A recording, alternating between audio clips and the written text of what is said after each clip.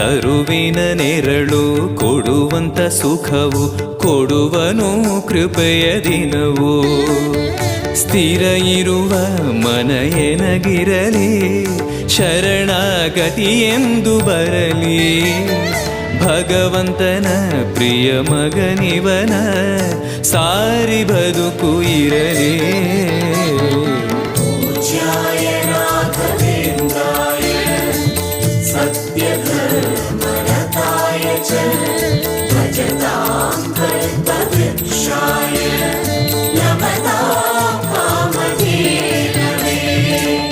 ಆಲಯವೆಂದರೆ ಮಂತ್ರಾಲಯವೇ ಬೇರೆ ನಾ ಅರಿಯಲಾರೆ.